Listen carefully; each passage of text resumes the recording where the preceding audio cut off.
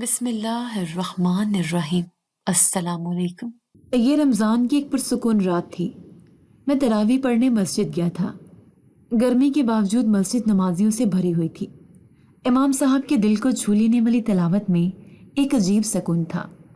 جب نماز ختم ہوئی تو میں وضو خانے کی طرف بڑھا، مگر جیسے ہی میں مسجد کے دروازے کی طرف گیا مجھے کچھ عجیب محسوس ہوا۔ وہاں چاندنی میں نہایا ہوا ایک چھوٹا سا گٹھری نما کپڑے کا بنڈل پڑا تھا۔ میں نے پہلے تو سوچا کہ شاید کوئی اپنا سامان بھول گیا ہے، مگر جیسے ہی قریب ہوا میرے دل کی دھڑکن تیز ہو گئی۔ وہ ایک بچہ تھا، ایک نوزائیدہ معصوم سہما ہوا بچہ جو شاید کچھ دیر پہلے وہاں چھوڑا گیا تھا۔ میں حیران رہ گیا، مسجد کے دروازے پر کوئی اس طرح بچے کو کیسے چھوڑ سکتا تھا؟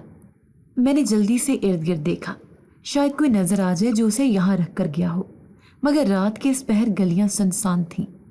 بچہ بہت کمزور لگ رہا تھا، شاید بھوک سے رو رو کر تھک چکا تھا، کیونکہ اب وہ بالکل خاموش تھا۔ میرے ہاتھ بے اختیار آگے بڑھے اور میں نے اسے آہستہ سے اٹھا لیا۔ وہ بہت چھوٹا اور نرم تھا، جیسے بھی دنیا میں آیا ہو۔ میں نے اپنا چادر اس کے گرد لپیٹی اور جلدی سے مسجد کے امام صاحب کو آواز دی۔ امام صاحب میرے ساتھ باہر آئے اور جب انہوں نے بچے کو دیکھا تو ان کا چہرہ بھی حیرت اور تشویش سے بھر گیا۔ یہ کون چھوڑ گیا ہوگا؟ انہوں نے دھیرے سے کہا۔ پتہ نہیں، میں نے سر جھٹکتے ہوئے کہا، لیکن یہ بہت خطرناک بات ہے۔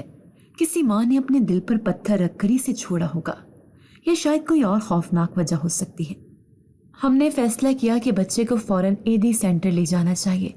میں نے امام صاحب سے اجازت لی اور اپنے موٹر سائیکل پر بیٹھ کر سیدھا ایڈی سینٹر کی طرف نکل پڑا۔ راستے میں میرے دماغ میں ہزاروں سوال چل رہے تھے۔ یہ بچہ کون تھا؟ اسے یہاں کون چھوڑ گیا؟ کیا یہ صرف ایک اتفاق تھا یا اس کے پیچھے کوئی بڑی کہانی چھپی تھی؟ اگلے دن میں نے سوچا کہ یہ بس ایک عجیب واقعہ تھا جو ختم ہو چکا تھا، مگر میں غلط تھا، کیونکہ اگلی رات پھر وہی ہوا۔ مسجد کے دروازے پر ایک اور نوزائیدہ بچہ پڑا تھا۔ 2 دن گزر چکے تھے، مگر میرے ذہن میں وہ معصوم چہرے گردش کر رہے تھے جو مسجد کے دروازے پر بے یار و مددگار چھوڑ دیے گئے تھے۔ ایک رات کا اتفاق سمجھ میں آ سکتا تھا، مگر مسلسل 2 راتیں، یہ محض اتفاق نہیں ہو سکتا تھا۔ تیسری رات میں خاص طور پر محتاط تھا۔ میں نے فیصلہ کر لیا تھا کہ اس بار اگر کوئی بچہ چھوڑ کر جاتا نظر آیا تو میں اسے نظر انداز نہیں کروں گا۔ میں جاننا چاہتا تھا کہ یہ کون ہے اور کیوں ایسا کر رہا ہے۔ تراویح کے بعد میں مسجد کے دروازے کے قریب ہی رک گیا، جیسے کسی کا انتظار کر رہا ہوں۔ رات کے سناٹے میں سڑک کی لائٹیں مدھم جل رہی تھیں۔ دور کہیں کوئی کتا بھونک رہا تھا اور کچھ دیر بعد سب کچھ خاموش ہو گیا۔ پھر اچانک میں نے ایک دھندلی سی پرچھائی دیکھی۔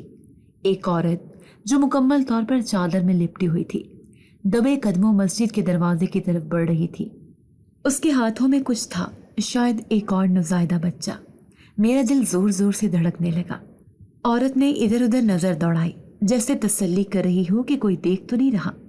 پھر ایک لمحے میں اس نے آہستہ سے بچہ زمین پر رکھا، چادر کا ایک کونا سیدھا کیا اور تیزی سے پلٹ گئی۔ میں نے مزید وقت ضائع نہیں کیا۔ جیسے وہ جانے لگی میں نے اس کا تعاقب شروع کر دیا۔ وہ تیز قدموں سے چل رہی تھی، مگر میرے اندر موجود بے چینی نے مجھے مزید پھرتیلا کر دیا تھا۔ وہ اندھیری گلیوں میں مڑتی گئی اور میں بھی خاموشی سے اس کے پیچھے پیچھے بڑھتا رہا۔ میں نے دھیان دیا کہ وہ کسی خاص راستے پر جا رہی تھی، جیسے کہ اسے معلوم ہو کہ اسے کہاں جانا ہے، مگر پھر ایک تنگ اور پیچیدہ گلی میں وہ اچانک نظروں سے اوجھل ہو گئی۔ میں حیرانی سے ادھر ادھر دیکھنے لگا۔ وہ کہاں جا سکتی تھی؟ وہ غائب ہو چکی تھی، جیسے ہوا میں تحلیل ہو گئی ہو۔ میں نے اپنی سانس بحال کرنے کی کوشش کی اور سوچنے لگا کہ اب کیا کیا جائے۔ یہ کوئی عام واقعہ نہیں تھا۔ یہ عورت ضرور کسی نہ کسی خوفناک حقیقت سے جڑی ہوئی تھی، اور میں اب اس حقیقت کو جاننے کے لیے تیار تھا۔ اگلی صبح میں بے حد بے چین تھا۔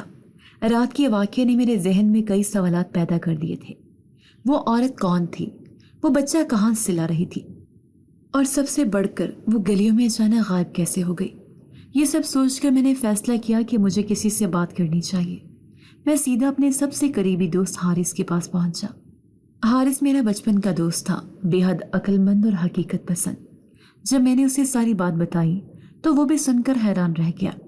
چند لمحوں تک خاموش رہنے کے بعد وہ گویا ہوا، یہ معاملہ بہت گہرا لگتا ہے سلمان۔ کسی عام عورت کے بس کی بات نہیں کہ وہ بار بار نوزائیدہ بچوں کو چھوڑ کر جا رہی ہو۔ یہ کسی اسپتال یا زچہ خانے سے جڑا ہو سکتا ہے کہ بچوں کو غیر قانونی طریقے سے کہیں سے لایا جا رہا ہو۔ میں نے گہری سانس لی۔ مگر کیوں؟ ایسا کون کر سکتا ہے؟ حارث نے کندھے اچکائے۔ یہی تو جاننا ہے، تمہیں تحقیق کرنی ہوگی۔ اگر یہ کسی غیر قانونی نیٹ ورک کا حصہ ہے تو یہ بہت خطرناک بھی ہو سکتا ہے۔ اس کی بات نے مجھے چونکا دیا، مگر میں نے فیصلہ کر لیا تھا۔ مجھے حقیقت تک پہنچنا تھا، چاہے اس کے لیے کسی بھی حد تک جانا پڑے۔ میں نے اپنی تحقیق کا آغاز قریبی زچہ خانوں اور اسپتالوں سے کیا۔ کئی دن کی کوششوں کے بعد بالآخر ایک پرانی نرس نسرین بی بی سے ملاقات ہوئی، جو برسوں سے ایک سرکاری اسپتال میں کام کر رہی تھی۔ جب میں نے نوزائیدہ بچوں کے چھوڑے جانے کے واقعات کا ذکر کیا تو وہ گہری سانس لے کر بولی، بیٹا، میں نے اپنی زندگی میں بہت سی مجبور ماؤں کو دیکھا ہے جو اپنے بچے چھوڑنے پر مجبور ہوئیں، مگر یہ معاملہ کچھ اور لگتا ہے۔ کوئی ایک عورت بار بار ایسا کرے، یہ عام بات نہیں ہے۔ میں نے غور سے پوچھا، کیا اسپتال میں ایسا کچھ ہوتا ہے؟ غیر قانونی طریقے سے بچوں کی خرید و فروخت یا انہیں غائب کرنے کا کوئی معاملہ؟ نسرین بی بی لمحہ بھر خاموش رہی، پھر آہستہ سے بولی، ایسی باتیں سنی ضرور ہیں مگر ثبوت کسی کے پاس نہیں۔ کئی بار بچے پیدائش کے بعد غائب ہو جاتے ہیں مگر کسی کو خبر نہیں ہوتی۔ شاید تمہیں مزید گہرائی میں جا کر کھوج لگانی پڑے گی۔ ان کی بات نے میرے شک کو اور بڑھا دیا تھا۔ یہ معاملہ ایک مجبوری نہیں بلکہ کسی بڑی سازش کا حصہ لگ رہا تھا۔ اگلے چند دنوں میں نے مسلسل مسجد کے ارد گرد نگرانی شروع کر دی تھی۔ رات کو مسجد کے دروازے کے قریب بیٹھ کر میں نے غور سے لوگوں کی آمد و رفت کا جائزہ لیا۔ دوسری رات میں نے دوبارہ وہی دھندلی پرچھائی دیکھی، وہی چادر میں لپٹی ہوئی عورت، اس کے ساتھ بچہ تھا اور اس نے وہی طریقہ اپنایا تھا جو پچھلے دنوں میں دیکھا تھا۔ بچہ مسجد کے دروازے پر چھوڑ کر تیزی سے واپس مڑ گئی۔ اس کے چہرے پر کوئی اضطراب نہیں تھا، جیسے وہ پہلے سے اس کے لیے تیار ہو۔ میرے دل کی دھڑکن تیز ہو گئی۔ میں نے فوراً اس کا تعاقب شروع کیا، لیکن اس بار میں اس سے کچھ فاصلے پر رہا تاکہ وہ مجھے نہ دیکھے۔ وہ تیز قدموں سے گلیوں میں چل رہی تھی اور میں خاموشی سے اس کے پیچھے چل رہا تھا۔ کچھ وقت بعد وہ ایک پرانے دھندلے رنگ کے دروازے والے مکان کی طرف بڑھی، ایک کمرہ جس کے باہر ٹوٹے پھوٹے درخت اور بھاری چادریں لٹک رہی تھیں۔ وہ دروازہ دھیرے سے کھول کر اندر داخل ہو گئی۔ میں نے ایک لمحے کے لیے رک کر گہرائی سے دروازے کو دیکھا، پھر خود کو سنبھالتے ہوئے اس مکان کے قریب پہنچا۔ دروازہ قدرے کھلا تھا اور میں اس سے تھوڑا دور کھڑا ہو کر اندر کی طرف دیکھنے لگا۔ اندر میں نے ایک دھندلا سا منظر دیکھا جہاں عورت ایک کمرے میں داخل ہو رہی تھی۔ میرا دل تیز دھڑک رہا تھا اور میں اپنے قدموں کی آواز دبانے کی کوشش کر رہا تھا۔ میری نظریں اندر جھانکنے کی کوشش کر رہی تھی تاکہ کسی طرح مزید معلومات حاصل کر سکوں۔ پھر اچانک میری نظریں ایک بڑے کمرے کی کھڑکی پر ٹھہر گئیں جہاں کئی اور بچے بیٹھے ہوئے تھے۔ وہ بچے بھی نوزائیدہ تھے اور لگ رہا تھا کہ وہ عورت کے ساتھ تھے۔ میرے دماغ میں کئی سوالات گونجنے لگے۔ چند لمحوں میں میں اس کمرے کے قریب پہنچا اور اندر کے حالات کا جائزہ لیا۔ مجھے ایسا لگا جیسے میں کسی ایسی حقیقت کے قریب پہنچ رہا ہوں جس کا کوئی تصور بھی نہیں کر سکتا تھا۔ میں نے دروازے کے پاس کھڑے ہو کر گہری سانس لی۔ میرا دل تیزی سے دھڑک رہا تھا۔ سامنے پرانی حویلی کا بوسیدہ دروازہ آدھا کھلا ہوا تھا اور اندر روشنی کی ہلکی سی جھلک نظر آ رہی تھی۔ میں نے اپنے قدم سنبھالے اور آہستہ سے اندر داخل ہو گیا۔ حویلی کے اندر کا منظر ناقابل یقین تھا۔ بڑے حال نما کمرے میں ایک مدھم زرد بلب جل رہا تھا جس کی روشنی دیواروں پر لرز رہی تھی، لیکن جو چیز مجھے سب سے زیادہ حیران کر گئی وہ سامنے کا منظر تھا۔ وہی عورت جو ہر رات مسجد کے دروازے پر نوزائیدہ بچے چھوڑ جاتی تھی فرش پر بیٹھی ہوئی تھی۔ اس کے پاس 3 اور بچے لیٹے ہوئے تھے۔ وہ محبت سے ایک نوزائیدہ کو اپنی باہوں میں جھلا رہی تھی، جیسے کوئی ماں اپنے بچے کو سکون دینے کی کوشش کر رہی ہو۔ میرا کلیجہ بیٹھنے لگا۔ میں نے ایک قدم آگے بڑھایا اور اتفاق سے میرے جوتے کی چرچراہٹ سے آواز پیدا ہوئی۔ عورت چونک گئی اور گھبرا کر میری طرف دیکھا۔ میں نے اپنے ہاتھ اوپر کیے تاکہ بظاہر کر سکوں کہ میں اسے نقصان پہنچانے نہیں آیا۔ میں تمہیں کوئی نقصان نہیں پہنچانا چاہتا، میں نے آہستہ سے کہا۔ عورت کے چہرے پر خوف اور حیرانی کے ملے جلے تاثرات تھے۔ اس کی آنکھیں پھیلی ہوئی تھیں جیسے وہ کسی انجانے خطرے سے ڈر رہی ہو۔ کچھ لمحے وہ خاموش رہی، پھر آہستہ سے بولی، تم کون ہو؟ یہاں کیوں آئے ہو؟ میں نے ایک پل کو سوچا کہ کیا جواب دوں، پھر سیدھا کہہ دیا، میں وہی ہوں جو پچھلے کئی دنوں سے مسجد کے دروازے پر رکھے گئے بچوں کو دیکھ رہا تھا۔ میں جاننا چاہتا ہوں کہ یہ سب کیا ہو رہا ہے، یہ بچے کہاں سے آ رہے ہیں؟ عورت کے چہرے پر تکلیف کا سایہ لہرا گیا۔ اس نے ایک بچے کو نرمی سے گود میں جھلایا اور نظریں جھکا لی۔ یہ دنیا نہیں سمجھے گی، وہ دھیرے سے بولی، جیسے خود سے بات کر رہی ہو۔ میں نے ایک قدم آگے بڑھایا۔ مجھے سمجھاؤ، شاید میں تمہاری مدد کر سکوں۔ وہ کچھ لمحے خاموش رہی، پھر ایک تھکی ہوئی سانس لے کر بولی، یہ بچے لاوارث نہیں ہیں، انہیں یوں بے یار و مددگار چھوڑا نہیں جا رہا، بلکہ انہیں بچایا جا رہا ہے۔ میرے ذہن میں جیسے ایک دھماکہ ہوا۔ بچایا جا رہا ہے؟ کس سے؟ عورت کی آنکھوں میں آنسو تیرنے لگے۔ ان کے اصل خاندانوں سے، ان لوگوں سے جو انہیں دنیا میں نہیں دیکھنا چاہتے۔ میرے جسم میں سنسنی دوڑ گئی۔ یہ معاملہ محض کسی لاپرواہ ماں کا نہیں تھا، بلکہ کچھ اور تھا، کچھ زیادہ ہی خوفناک۔ یہ جملہ میرے لیے کسی دھماکے سے کم نہیں تھا۔ وہ کس سے بچا رہی تھی؟ ان بچوں کے اصل خاندان کون تھے؟ اور سب سے بڑی بات، وہ مسجد کے دروازے پر انہیں کیوں چھوڑ رہی تھی؟ میں نے ایک اور قدم آگے بڑھایا اور نرمی سے کہا، مجھے سچ بتاؤ، میں تمہاری مدد کر سکتا ہوں۔ عورت نے چونک کر میری طرف دیکھا۔ اس کی آنکھوں میں خوف اور بے بسی تھی۔ وہ جیسے کچھ کہنے کو تیار ہو، مگر پھر اچانک اس کے چہرے کے تاثرات بدل گئے۔ اس نے تیزی سے بچے کو جھولے میں رکھا اور دروازے کی طرف لپکی۔ میں نے فوراً محسوس کیا کہ وہ گھبرا گئی تھی۔ دیکھو، میں تمہارے خلاف کچھ نہیں کر رہا، مجھے صرف سچ جاننا ہے، میں نے جلدی سے کہا۔ لیکن وہ کچھ نہیں بولی۔ اگلے ہی لمحے اس نے دروازے کو دھکا دیا اور میرے سامنے زور سے بند کر دیا۔ میں چند لمحے وہی کھڑا رہا۔ دروازے کی درزوں سے اندر کی روشنی باہر جھلک رہی تھی، مگر اندر سے کوئی آواز نہیں آ رہی تھی۔ ایسا لگ رہا تھا جیسے وہ خود کو دنیا سے کاٹ دینا چاہتی ہو، جیسے اس کے پاس کوئی راستہ نہ ہو۔ میں نے حویلی کے باہر کچھ دیر کھڑے ہو کر سوچا، پھر سیدھا اپنے دوست حارث کے پاس پہنچا۔ حارث مجھے دیکھ کر حیران رہ گیا۔ یار، تمہارا چہرہ اتنا اترا ہوا کیوں ہے؟ کیا ہوا؟ میں نے ساری بات اس سے بتائی، حویلی، وہ عورت اور اس کا کہنا کہ وہ بچوں کو کسی سے بچا رہی ہے۔ حارث کچھ دیر خاموش رہا، پھر سنجیدگی سے بولا، سلمان، مجھے نہیں لگتا کہ تمہیں اس معاملے میں مزید الجھنا چاہیے۔ یہ معاملہ عام نہیں لگ رہا۔ اگر واقعی کسی غیر قانونی نیٹ ورک یا طاقتور لوگوں کا ہاتھ ہے تو تم خود کو خطرے میں ڈال رہے ہو۔ میں نے اس کی بات سنی، مگر میرے اندر جیسے آگ جل رہی تھی۔ اگر میں نہ کروں تو کون کرے گا؟ اگر ان بچوں کی زندگیاں خطرے میں ہیں تو کیا میں انہیں ایسے ہی چھوڑ دوں؟ حارث نے گہری سانس لی۔ میں تمہاری نیت سمجھ سکتا ہوں، مگر سلمان، بعض سچائیوں کے پیچھے جانا آسان نہیں ہوتا۔ یہ راستہ خطرناک ہو سکتا ہے۔ میں نے سر جھٹک دیا۔ خطرہ ہو یا نہ ہو، میں اب پیچھے نہیں ہٹ سکتا۔ اس رات میں نے فیصلہ کر لیا تھا کہ میں سچ جان کر رہوں گا۔ وہ عورت کسی راز کو چھپا رہی تھی اور میں جاننا چاہتا تھا کہ وہ کس سے خوفزدہ تھی۔ میرے لیے یہ معاملہ اب ایک معمہ بن چکا تھا۔ میں نے کئی راتوں سے اس عورت کا تعاقب کیا، اس سے سوالات کرنے کی کوشش کی، مگر وہ ہر بار خاموش رہی۔ میں نے محلے کے کچھ بزرگوں اور آس پاس کے لوگوں سے محتاط انداز میں بات کرنے کا فیصلہ کیا۔ پرانی جگہوں کے باسی ہمیشہ کوئی نہ کوئی کہانی ضرور رکھتے ہیں، اور میرا اندازہ درست ثابت ہوا۔ ایک پرانے کریانے کے مالک رحمت چاچا، جو برسوں سے اس علاقے میں تھے، ان سے میں نے زینب کے بارے میں پوچھا۔ جیسے میں نے اس عورت کا ذکر کیا، ان کے چہرے پر ایک عجیب سی سنجیدگی چھا گئی۔ وہ کچھ لمحے خاموش رہے، پھر آہستہ سے بولے، تم زینب کی بات کر رہے ہو؟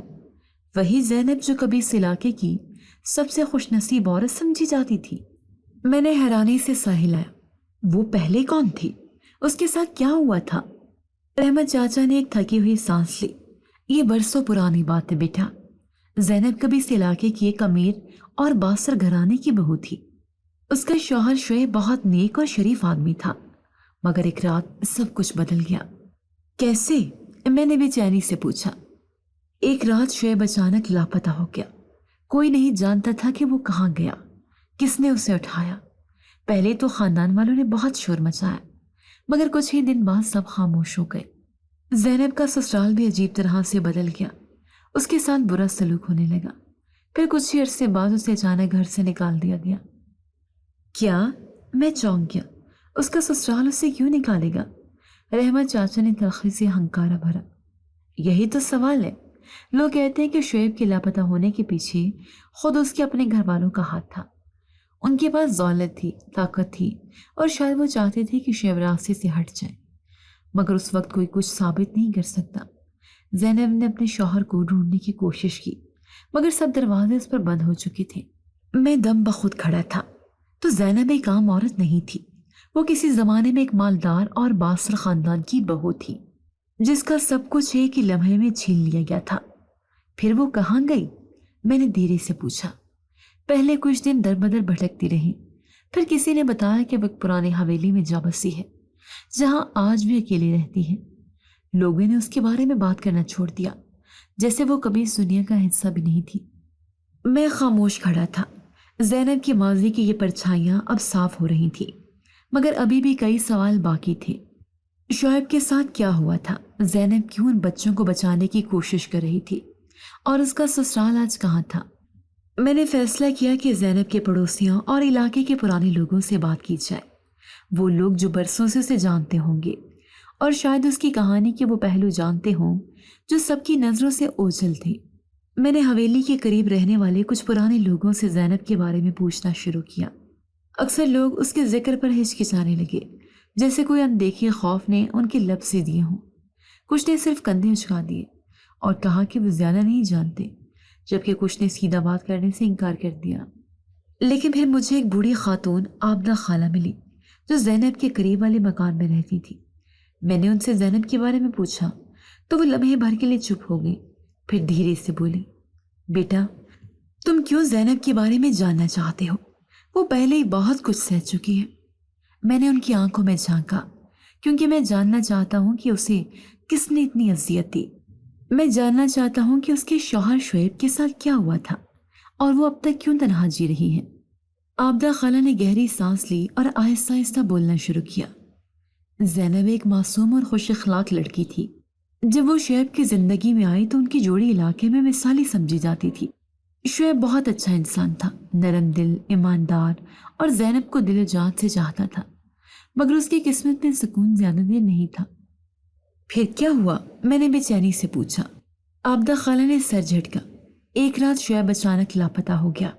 کسی کو کچھ معلوم نہیں ہوا کہ وہ کہاں گیا، کسی نے اسے اٹھایا اور کیوں۔ زینب پاگلوں کی طرح سے ڈھونڈتی رہی، مگر اس کا کوئی سراغ نہ ملا۔ اس کے سسرال نے بھی یہاں کچھ شور مچایا، مگر پھر اچانک چپ ہو گئے، اور پھر ایک دن زینب کو اس کے سسرال نے گھر سے نکال دیا۔ مگر کیوں؟ میں حیران تھا۔ یہی تو راز ہے، کسی کو نہیں معلوم کہ انہوں نے زینب کو کیوں بے دخل کیا، مگر یہ واضح تھا کہ وہ نہیں چاہتے تھے کہ زینب مزید وہاں رہے۔ میں خاموشی سے سنتا رہا۔ زینب کی کہانی ایک المناک حقیقت کی عکاسی کر رہی تھی۔ وہ ایک خوشحال زندگی گزار رہی تھی، مگر اچانک سب کچھ ختم ہو گیا۔ یہ معاملہ ابھی بھی حل ہونا باقی تھا، اور میں نے فیصلہ کر لیا تھا کہ میں زینب سے اس کا سچ اگلوانے کی پوری کوشش کروں گا۔ لیکن یہ سب سے بڑا سوال تھا کہ وہ نوزائیدہ بچوں کو مسجد کے دروازے پر کیوں چھوڑ رہی تھی؟ یہ بچے کہاں سے آ رہے تھے، اور سب سے بڑھ کر ان کا تعلق کس سے تھا؟ ان سوالات کے جوابات حاصل کرنے کے لیے میں نے ایک عیدی سینٹر جانے کا فیصلہ کیا، جہاں وہ نوزائیدہ بچے منتقل کیے گئے تھے۔ وہاں موجود ایک کارکن ریحان صاحب مجھے جانتے تھے، کیونکہ میں پہلے بھی وہاں آیا تھا۔ جب میں نے ان سے پوچھا کہ پچھلے کچھ دنوں میں جو بچے لائے گئے تھے ان کے بارے میں کوئی تفصیلات ہیں، انہوں نے کچھ دیر سوچا، پھر ایک رجسٹر کھولا اور صفحات پلٹنے لگے۔ چند لمحوں بعد وہ چونک گئے۔ یہ عجیب بات ہے، ریحان صاحب نے حیرانی سے کہا۔ کیا ہوا؟ میں نے فوراً پوچھا۔ انہوں نے میری طرف دیکھا اور بولے، یہ تینوں بچے جو مسجد کے باہر سے لائے گئے تھے، ان کے چہرے ایک دوسرے سے بے حد مشابہت رکھتے ہیں، جیسے یہ سب کسی ایک ہی خاندان کے ہوں۔ میری آنکھیں حیرت سے پھیل گئیں۔ کیا یہ ممکن ہے؟ ریحان صاحب نے اس بات میں سر ہلایا۔ ہم نے عام طور پر ایسا نہیں دیکھا۔ یتیم یا لاوارث بچوں کے چہرے مختلف ہوتے ہیں، مگر ان تینوں بچوں میں حیران کن حد تک مشابہت ہے، اور یہ بات اتفاق نہیں ہو سکتی۔ میں دم بخود کھڑا تھا۔ کیا ان کے والدین کے بارے میں کوئی تفصیلات ہیں؟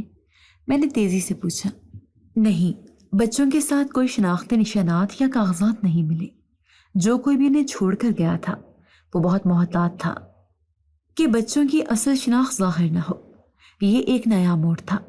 اگر یہ تینوں بچے کسی ایک ہی خاندان کے تھے تو کیا زینب انہیں جانتی تھی؟ کیا وہ کسی اور کو ان کی حقیقت سے بچانے کی کوشش کر رہی تھی؟ रेहान साहब, क्या इन बच्चों के चेहरे एक जैसे हैं? मैंने एक बार फिर तस्दीक चाही। रेहान साहब ने मेरी तरफ गहरी नजरों से देखा और कहा, हाँ सलमान, मैं ये पूरे यकीन से कह सकता हूँ कि ये तीनों बच्चे किसी न किसी तरह एक ही खून से जुड़े हुए हैं। इनकी आंखों की साख्त, चेहरे की खदोखाल और यहाँ तक कि हाथों की उंगलियों का नमूना भी एक दूसरे से काफी हद तक मिलता है। मुझे लगा जैसे जमीन मेरे पैरों के नीचे से खिसक गई हो। तो क्या ये मुमकिन है कि ये तीनों बहन भाई हों? मैंने खुद से सवाल किया। रेहान साहब ने कंधे उचकाए। ये कहना मुश्किल है, लेकिन जीनियाती मुमासलत काफी हैरानकुन है। और अगर वाकई ऐसा है तो सवाल ये पैदा होता है कि आखिर इन तीनों को अलग अलग दिनों में मस्जिद के दरवाजे पर छोड़ने वाला कौन है और क्यों? ज़ैनब, मैंने आहिस्ता से कहा। रेहान साहब ने चौंक कर मेरी तरफ देखा। तुम्हें लगता है कि उस औरत को इन बच्चों के बारे में कुछ मालूम है? मैंने गहरी सांस ली। मैं बस यही जानना चाहता हूँ। उस रात मैं सीधा ज़ैनब की हवेली पहुंचा। मैं दरवाजे के बाहर कुछ लम्हे खड़ा रहा, खुद को संभालता रहा। मैं जानता था कि यह बात ज़ैनब के लिए आसान नहीं होगी, लेकिन मैं अब इस मिस्ट्री को मजीद उलझने नहीं देना चाहता था। मैंने आहिस्ता से दरवाज़ा खटखटाया। अंदर कुछ लम्हों तक मुकम्मल खामोशी रही। फिर धीरे धीरे दरवाज़ा खुला और ज़ैनब का चेहरा नजर आया। वो हस्बे मामूल चादर में लिपटी हुई थी, लेकिन उसकी आंखों में थकन और खौफ की परछाइयां साफ नजर आ रही थी। तुम फिर आ गए? उसने आहिस्ता से कहा। हाँ, क्योंकि मैं अब मजीद अंधेरे में नहीं रह सकता, मैंने मजबूत लहजे में कहा। मुझे मालूम है कि जो बच्चे मस्जिद के दरवाजे पर रखे जा रहे थे वो आम लावारिस बच्चे नहीं थे। वो सब एक ही खानदान से ताल्लुक रखते हैं, और मैं ये भी जानता हूँ कि तुम उस सच से वाकिफ हो। ज़ैनब के चेहरे पर एक लम्हे को खौफ और हैरत के मिले जुले तासुरात उभरे। फिर वो पीछे हट गई, जैसे कुछ छुपाने की कोशिश कर रही हो। मुझे कुछ नहीं मालूम सलमान, तुम अपना वक्त जाया कर रहे हो, उसने मध्यम आवाज में कहा। ज़ैनब, मैं जानता हूँ कि तुम बच्चों को नुकसान नहीं पहुंचा रही, बल्कि किसी से बचा रही हो, लेकिन सवाल यह है कि किससे? ये बच्चे किसके हैं और तुम क्यों इन्हें मस्जिद के दरवाजे पर छोड़ रही हो? ज़ैनब की सांस तेज होने लगी, उसकी आंखें नम हो गईं और वो बेबसी से बोली, अगर मैं तुम्हें बता दूं तो शायद तुम भी खतरे में पड़ जाओगे। ये कहानी जितनी तुम्हें लग रही है उससे कहीं ज्यादा पेचीदा और खौफनाक है सलमान। मैंने एक कदम आगे बढ़ाया। मुझे खतरे की परवाह नहीं ज़ैनब, बस सच बता दो। ज़ैनब ने लरजते होंठों से कुछ कहने की कोशिश की, मगर फिर रुक गई। ऐसा लग रहा था जैसे उसके लबों पर एक ऐसा राज है जो सदियों से दफन हो, और जैसे जबान पर लाने का मतलब एक नए तूफान को दावत देना हो। ज़ैनब, मैं तुम्हारी मदद करना चाहता हूँ, मगर मैं तब तक कुछ नहीं कर सकता जब तक तुम सच नहीं बताओ। ये बच्चे कौन हैं और तुम क्यों उन्हें मस्जिद के दरवाजे पर छोड़ रही हो? ज़ैनब की आंखों में आंसू तैरने लगे। उसने एक लम्हे के लिए मुझे देखा, जैसे परख रही हो कि मुझ पर भरोसा किया जा सकता है या नहीं। फिर वो थकी हुई सांस लेकर एक पुराने जंगालूस स्टूल पर बैठ गई। ये सब शुएब के जाने के बाद शुरू हुआ। उसकी आवाज़ सरगोशी जैसी थी, जैसे वो माजी की वादियों में जा चुकी हो। मैं खामोशी से उसके करीब बैठ गया और इंतज़ार करने लगा कि वो अपनी कहानी खुद बयान करे। शुएब बहुत अच्छा इंसान था सलमान। वो एक रहमदिल, दयानतदार और नेक इंसान था, मगर शायद उसकी यही खूबियां उसके लिए खतरा बन गई। ज़ैनब ने आहिस्ता से कहा। उसकी आंखें खला में घूर रही थीं। कैसे? मैंने धीरे से पूछा। ज़ैनब ने एक तल्ख हंसी हंसी, क्योंकि वो अपने खानदान से अलग था। उसके घर वाले जालिम और लालची लोग थे। वो ताकत और दौलत के पीछे अंधे हो चुके थे, मगर शुएब उन सब से अलग था। उसे दौलत की हवस नहीं थी, उसे बस एक सादा जिंदगी चाहिए थी, और शायद यही बात उसके लिए खतरनाक साबित हुई। मैं दम बखुद सुन रहा था। फिर एक दिन वो अचानक गायब हो गया। ज़ैनब ने गहरी सांस ली, जैसे ये अल्फाज कहने के लिए उसे अपनी तमाम हिम्मत जमा करनी पड़ी हो। किसी को कुछ मालूम नहीं था कि वो कहाँ गया। ना कोई लाश मिली, ना कोई खता, ना कोई सुराग। बस एक दिन वो था और अगले दिन वो नहीं था। तुम्हारे ससुराल ने कुछ नहीं किया? मैंने हैरानी से पूछा। ज़ैनब की आंखों में गुस्से और दर्द के मिले जुले तासुरात उभरे। शुरू में उन्होंने खूब शोर मचाया, मगर जल्द ही वो खामोश हो गए। मैंने उन्हें कभी उसके गम में नहीं देखा, बल्कि कुछ दिनों बाद उनके रवैये बदल गए। मुझे धक्के देकर घर से निकाल दिया गया। जैसे मैं कभी उस खानदान का हिस्सा थी ही नहीं। ये तो जुल्म था, मेरे मुंह से बेअख्तियार निकला। हाँ, ज़ैनब ने अफसुर्दगी से कहा, मगर जुल्म यहीं ख़त्म नहीं हुआ सलमान, क्योंकि शुएब के जाने के कुछ अरसे बाद मुझे एहसास हुआ कि मैं किसी और बड़ी साजिश में उलझ चुकी हूँ। कैसी साजिश? मैंने जल्दी से पूछा। ज़ैनब ने एक लम्हे के लिए मुझे देखा, फिर उसकी आंखों से आंसू बहने लगे। वो बच्चे सलमान, उसकी आवाज़ टूटने लगी। ये सब शुएब के खून के बच्चे हैं। मेरे जिस्म में जैसे एक सनसनी दौड़ गई। क्या? मैंने बेयकीनी से दोहराया। हाँ, ज़ैनब ने सर हिलाया। ये सब बच्चे शुएब की दूसरी शादी से पैदा हुए थे और मेरे ससुराल वाले उन्हें दुनिया से मिटाने की कोशिश कर रहे हैं। ये हकीकत मेरे अंदाजों से कहीं ज्यादा खौफनाक थी। ज़ैनब किसी और की गलतियों की सजा भुगत रही थी और वो उन बच्चों को किसी जालिम के चुंगल से बचाने की आखिरी कोशिश कर रही थी। मैंने बेयकीनी से ज़ैनब की तरफ देखा। तुम्हें ये कैसे मालूम हुआ कि ये बच्चे शुएब के हैं और तुम्हारे ससुराल वाले उन्हें क्यों खत्म करना चाहते हैं? ज़ैनब ने अपनी आंखों के आंसू पोंछे और एक लम्हे के लिए गहरी सांस ली, जैसे खुद को हौसला दे रही हो।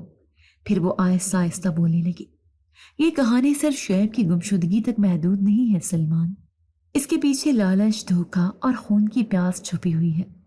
मेरे ससुराल वाले हमेशा से जालिम और लालची लोग थे। शुएब उनके रास्ते का सबसे बड़ा कांटा था, क्योंकि वो ईमानदार था। वो जायदाद के पीछे नहीं था। उसने हमेशा चाहा कि सब कुछ इंसाफ के मुताबिक तकसीम हो, मगर उसके वालिद और भाइयों को ये बात कबूल नहीं थी।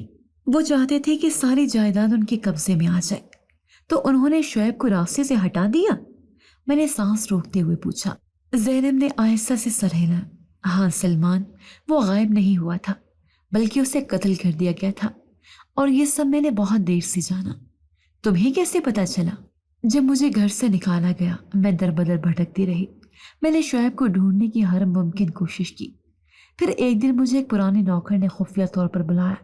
वो बरसों तक हमारे खानदान के साथ काम कर चुका था, मगर उसने जो बात मुझे बताई वो मेरे होश उड़ा देने के लिए काफी थी। ज़ैनब की आवाज कांपने लगी, जैसे वो माजी के किसी दर्दनाक लम्हे को दोबारा जी रही हो। उसने कहा कि शुएब को उसके अपने भाइयों ने कत्ल किया था। एक मामूली घरेलू झगड़े के बाद उन्होंने उसे धोखे से बुलाया और फिर एक वीरान जगह पर ले जाकर मार दिया। उसकी लाश को कभी किसी ने नहीं देखा, क्योंकि उसे दफन कर दिया गया था, कहीं बहुत दूर, जहां कोई कभी नहीं पहुंच सके। ये जुल्म था, मैंने बेख्तियार कहा।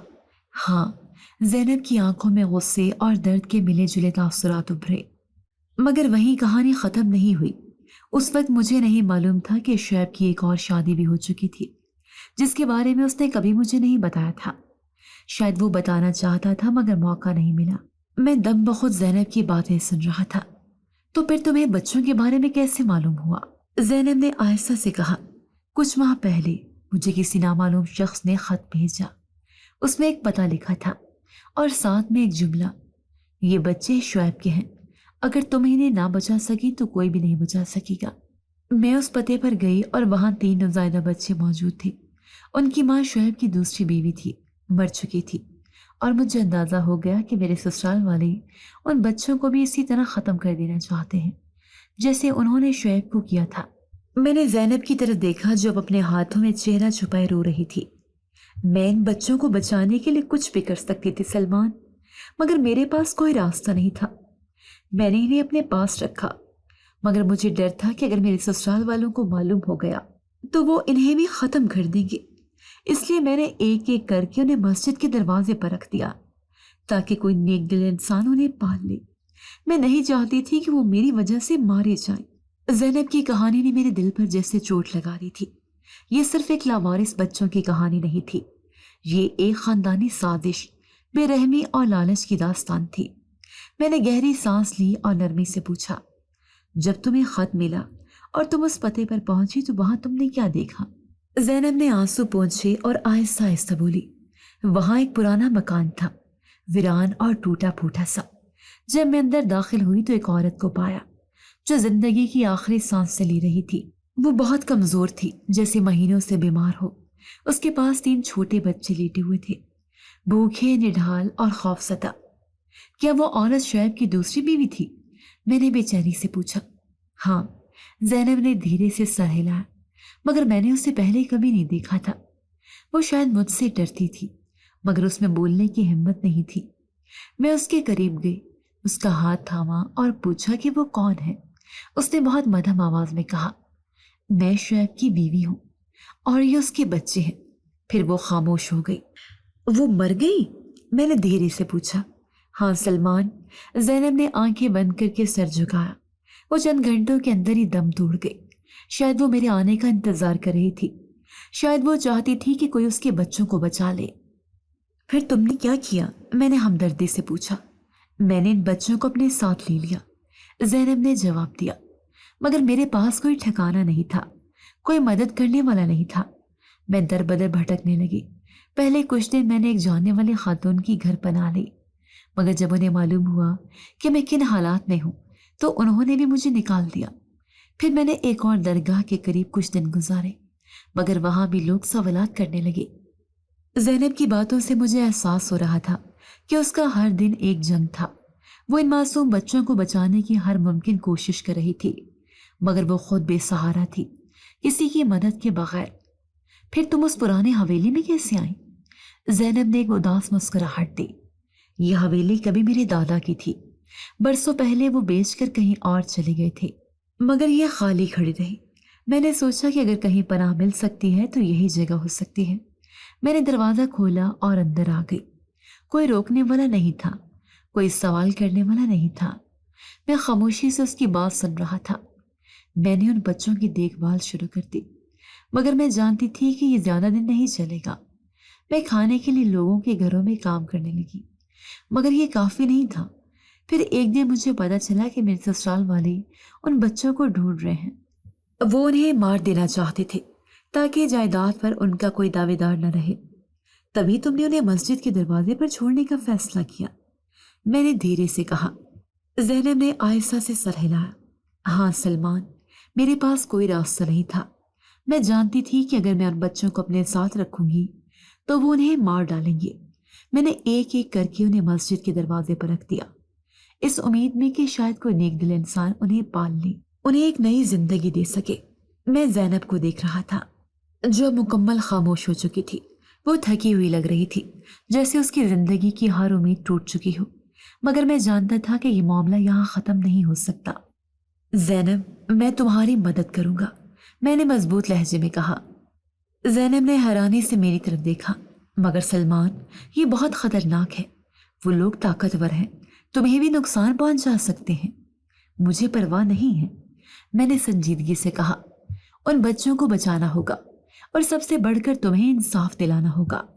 ज़ैनब की आंखों में एक उम्मीद की चमक उभरी, जो शायद बरसों से दफन थी। ये जंग अभी ख़त्म नहीं हुई थी, बल्कि अब असल जंग शुरू होने वाली थी। ज़ैनब की कहानी सुनकर मेरा जहन माऊफ हो चुका था। ये सिर्फ चंद लावारिस बच्चों का मामला नहीं था, ये एक गहरी साजिश थी, एक ऐसी चाल जिसके पीछे ताकत, लालच और खून का रिश्ता था। सलमान, ये लोग किसी भी हद तक जा सकते हैं, ज़ैनब ने मुझे खबरदार किया। यही वजह थी कि मैं खामोश रही। मैं उनसे नहीं लड़ सकती थी, मगर शायद तुम। वो जुमला मुकम्मल न कर सकी, जैसे खुद पर बेयकीन न हो। मैंने संजीदगी से कहा, ज़ैनब, मैं ये मामला ऐसे नहीं छोड़ सकता, मुझे मज़ीद हक़ाइक़ जानने होंगे। मैंने ज़ैनब के ससुराल के बारे में मालूमात इकट्ठी करना शुरू की। सबसे हैरानकुन बात यह थी कि शुएब के लापता होने के कुछ अरसे बाद उसके वालिद ने अपनी पूरी जायदाद अपने बड़े बेटे के नाम कर दी थी। तो ये सब जायदाद के लिए था, मैंने खुद से कहा। एक शख्स जो पहले शुएब के वालिद के साथ काम कर चुका था, उसने मुझे बताया, शुएब उन सब में सबसे मुख्तलिफ था। वो ईमानदार था, असूल पसंद था। उसके वालिद और भाई उसे रास्ते से हटाना चाहते थे, क्योंकि वो जायदाद में सबका बराबर का हक मांगता था। और जब वो अचानक लापता हुआ तो किसी ने सवाल नहीं उठाया, क्योंकि ताकतवर लोगों के खिलाफ बोलने की हिम्मत किसमें थी। मुझे अब यकीन हो चुका था कि ज़ैनब सच कह रही थी। अगर उन बच्चों को मस्जिद के दरवाजे पर ना छोड़ा जाता तो वो शायद जिंदा ही न रहते। ये सच्चाई जानने के बाद मुझे एक बेचैनी सी होने लगी। मैंने फौरन ज़ैनब की तरफ रुख किया और सख्त लहजे में कहा, ज़ैनब, ये लोग अभी भी तुम पर नजर रखे हुए होंगे, हमें एहतियात करनी होगी। ज़ैनब ने परेशानी से सर हिलाया। मुझे भी लगता है कि वो जान चुके हैं कि मैं अभी तक जिंदा हूं और ये उन्हें गवारा नहीं होगा। یہ صرف زینب اور ان معصوم بچوں کی لڑائی نہیں تھی، یہ ایک ظالم اور بے رحم خاندانی سازش کے خلاف جنگ تھی۔ زینب خاموشی سے میری بات سن رہی تھی، مگر اس کی آنکھوں میں خوف واضح تھا۔ میں نے اس کی طرف دیکھا اور آہستہ سے کہا، زینب، تمہیں اب اور چھپنے کی ضرورت نہیں ہے۔ تم نے جو کچھ کیا وہ ایک جرم نہیں تھا، بلکہ ایک قربانی تھی۔ تم نے ان بچوں کو مرنے سے بچایا۔ زینب نے آنسو بھری آنکھوں سے میری طرف دیکھا۔ مگر سلمان، اگر وہ جان گئے کہ میں ابھی بھی ان کے بچوں کے بارے میں جانتی ہوں تو وہ مجھے زندہ نہیں چھوڑیں گے، وہ تمہیں بھی نقصان پہنچا سکتے ہیں۔ میں نے گہری سانس لی۔ یہ جنگ ہمیں لڑنی ہوگی زینب۔ تم نے اب تک اکیلے یہ سب کچھ برداشت کیا، مگر اب تم اکیلی نہیں ہو۔ میں تمہاری مدد کروں گا اور ہم انہیں قانون کے کٹہرے ملائیں گے۔ میں نے زینب کو تسلی دی اور خود تحقیقات میں مزید گہرائی تک جانے کا فیصلہ کیا۔ میں نے اپنے دوست حارث سے مشورہ کیا، جو ہمیشہ میرے فیصلوں کو لے کر محتاط رہتا تھا۔ سلمان، یہ کام بہت خطرناک ہے۔ حارث نے خبردار کیا، اگر واقعی شعیب کے سسرال والے اس قتل اور ان بچوں کو مارنے کی سازش میں ملوث ہیں تو وہ کسی بھی حد تک جا سکتے ہیں۔ تمہیں کوئی مضبوط ثبوت چاہیے ہوگا۔ مجھے معلوم ہے حارث، میں نے پرعزم لہجے میں کہا۔ میں چاہتا ہوں کہ ہم ان بچوں کی شناخت ثابت کریں تاکہ یہ بات قانون کے سامنے آ سکے کہ وہ واقعی شعیب کے وارث ہیں۔ ہم نے فیصلہ کیا کہ ان بچوں کا ڈی این اے ٹیسٹ کرایا جائے تاکہ یہ ثابت ہو سکے کہ وہ واقعی شعیب کے خون سے ہیں۔ میں نے ایڈی سینٹر کے عملے سے رابطہ کیا اور انہوں نے ہماری مدد کرنے پر آمادگی ظاہر کی۔ زینب یہ سن کر حیران رہ گئی۔ اگر یہ ثابت ہو جائے کہ یہ بچے شعیب کے ہیں تو میرے سسرال والے اپنے عزائم میں ناکام ہو جائیں گے۔ ہاں، اور وہ قانون کے شکنجے میں بھی آئیں گے، میں نے کہا۔ چند دن بعد ڈی این اے ٹیسٹ کی رپورٹ آ گئی اور جیسا کہ ہم نے سوچا تھا، رپورٹ نے سب کچھ واضح کر دیا تھا۔ یہ تینوں بچے واقعی شعیب کے تھے۔ یہ سب جان کر زینب کی آنکھوں سے آنسو بہنے لگے۔ میں نے کبھی نہیں چاہا تھا کہ ان بچوں کو اپنے والد کی طرح اس بے رحم دنیا میں مار دیا جائے، اسی لیے میں نے انہیں محفوظ رکھنے کے لیے مسجد کے دروازے پر چھوڑا، اس امید میں کہ کوئی نیک دل انسان انہیں اپنا لے گا۔ میں نے زینب کا ہاتھ تھاما اور کہا، تمہاری قربانی رائے گا نہیں جائے گی زینب۔ اب وقت آ گیا ہے کہ ان ظالموں کا پردہ فاش کیا جائے۔ ہم نے فیصلہ کر لیا تھا کہ اب ہم پولیس اور میڈیا کی مدد لیں گے۔ زینب کی آزمائش ختم ہونے کے قریب تھی، مگر آخری لڑائی بھی باقی تھی۔ اب وہ وقت آ گیا تھا جب ظالموں کو ان کے انجام تک پہنچایا جائے۔ زینب کی آنکھوں میں ایک عجیب سی بے بسی تھی۔ وہ چاہتی تھی کہ یہ ظالم اپنے انجام تک پہنچے، مگر اس کے دل میں خوف تھا، وہی خوف جس نے اسے سالوں تک خاموش رہنے پر مجبور کر دیا تھا۔ میں نے اس کی طرف دیکھا اور مضبوط لہجے میں کہا، زینب، ہمارے پاس ثبوت موجود ہیں۔ ڈی این اے کی رپورٹ ثابت کر چکے ہیں کہ یہ تینوں بچے شعیب کے ہیں۔ اب تمہیں ڈرنے کی ضرورت نہیں، ہمیں قانون کے پاس جانا ہوگا۔ مگر زینب نے سر نفی میں ہلا دیا۔ سلمان، تم نہیں جانتے کہ یہ لوگ کتنے طاقتور ہیں۔ ان کے پاس پیسہ ہے، اثر و رسوخ ہے، وہ قانون کو خرید سکتے ہیں، پولیس کو خاموش کرا سکتے ہیں، اور اگر ضرورت پڑی تو ہمیں بھی ختم کر سکتے ہیں۔ یہ سب مجھے نہیں روک سکتا، میں نے پرعزم لہجے میں کہا۔